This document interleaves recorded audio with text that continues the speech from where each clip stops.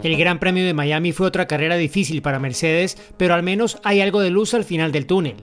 Es la última carrera antes de que se introduzca una mejora significativa que el director del equipo Toto Wolff ve como un reinicio después de los problemas desde que se introdujeron las reglas de efecto suelo. Pero mientras Mercedes se muestra optimista sobre lo que se caracteriza como su nueva base, su falta de comprensión de las razones de sus problemas en Miami plantean aún más preguntas sobre si realmente entienden sus problemas. Es más, incluso si Mercedes ha cambiado de dirección para apuntar en la dirección correcta y su paquete de Imola funciona, ¿puede realmente recuperar el terreno perdido?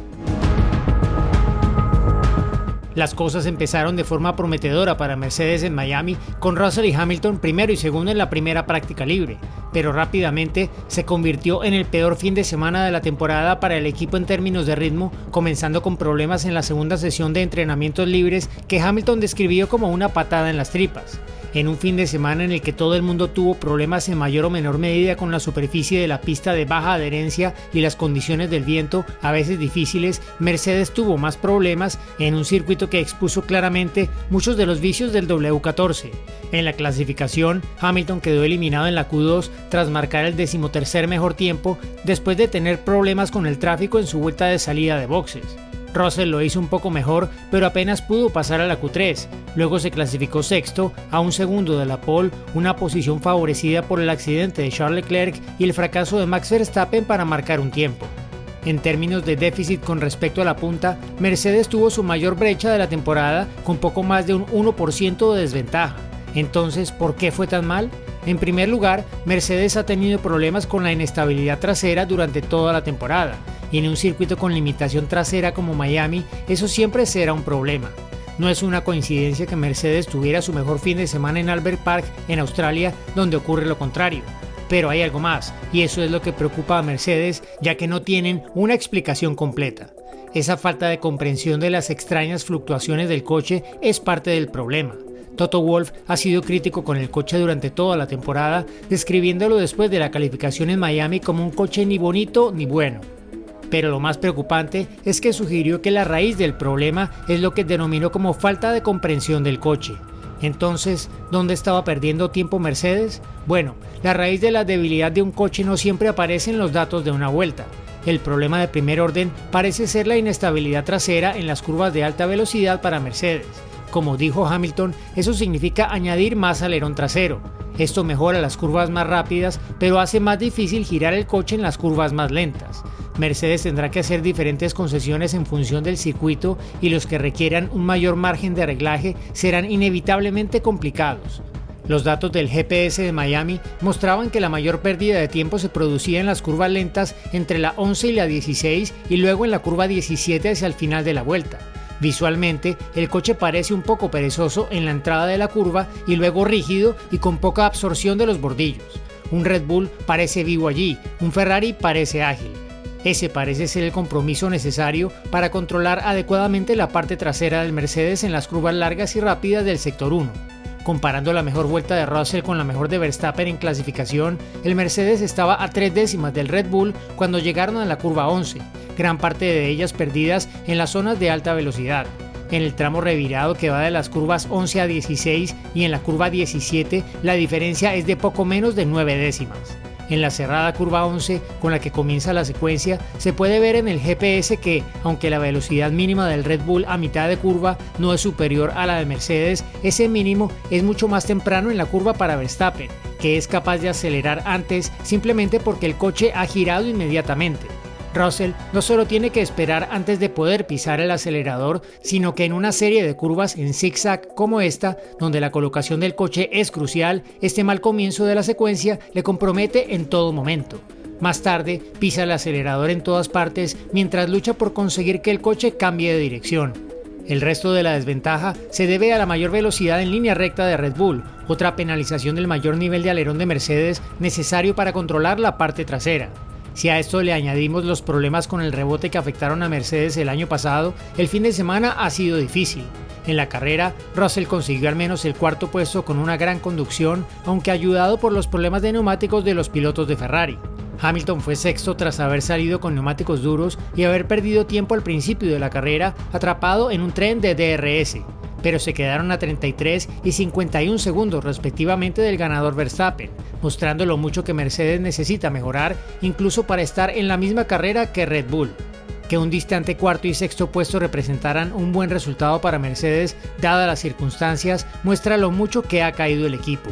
La cuestión ahora es si las inminentes mejoras devolverán a Mercedes el buen camino. En el próximo Gran Premio de Emilia-Romagna en Imola, Mercedes introducirá la tan esperada actualización de su coche. Esto ha estado proyectado desde el Gran Premio de Bahrein. Mercedes ha confirmado que la actualización incluirá una nueva especificación de la suspensión delantera, un nuevo piso y nuevos pontones. Inevitablemente, los pontones son un gran tema de conversación y lo han sido desde que Mercedes lanzó su coche de 2022 construido con el concepto Pontón Cero. A pesar de que este año se ha evolucionado el concepto con pontones algo más voluminosos, se ha mantenido en gran medida. Pero el entonces director técnico Mike Elliott dijo durante el fin de semana del Gran Premio de Bahrein que Mercedes tenía un pontón diferente en camino, uno que requiere algunos cambios en las piezas bajo la carrocería. Elliott indicó que aunque estos pontones tendrán un aspecto algo diferente a la especificación actual, tampoco serán simplemente una copia del concepto de Red Bull. Dicho esto, Wolff dijo en Miami que el diseño de pontones será más convencional, pero los demás cambios son igual de importantes. Se espera que el cambio de la suspensión delantera y el nuevo piso mejoren el coche, solucionen parte de la inestabilidad trasera y con un poco de suerte permitan que el coche ruede más bajo. Al fin y al cabo, en los coches con efecto suelo, cuanto más bajo, más carga aerodinámica. Siempre que, por supuesto, la plataforma mecánica sea capaz de controlarlo y evitar problemas de porpoising y rebote. Wolff espera que esto cree una nueva base para el coche. Y lo que es más importante, que esto elimine los signos de interrogación y las variables que han llevado a la confusión sobre el rendimiento del Mercedes W14 hasta ahora. Mercedes espera un paso adelante inmediato en términos de rendimiento gracias a las mejoras en la aerodinámica y el comportamiento, así como una mayor estabilidad debido a las ganancias conseguidas con los cambios en la suspensión delantera en términos de control de la plataforma. Las mejoras han resultado prometedoras en las simulaciones.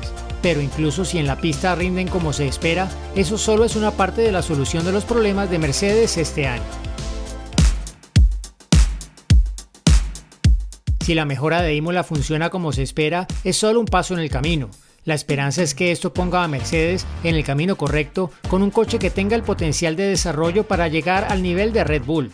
Pero hay varios grandes interrogantes. En primer lugar, Mercedes debe llegar a un punto de equilibrio en cuanto a la comprensión del coche. Eso validará la dirección que ha tomado y garantizará que pueda progresar durante el resto del año. La ambición a largo plazo es resurgir como aspirante al título, algo que, siendo realistas, no ocurrirá hasta 2024 como muy pronto. Entonces, Mercedes tendrá la oportunidad de hacer cambios importantes en la arquitectura del coche que ahora no puede hacer debido a las limitaciones del límite de costes y el reglamento. La descripción de Wolff de esta actualización como un reinicio está muy bien, pero aunque funcione y sea la dirección ideal, Mercedes sigue estando muy por detrás. Como ha dicho, esto es un reinicio de lo que habría sido un buen comienzo hace 12 meses.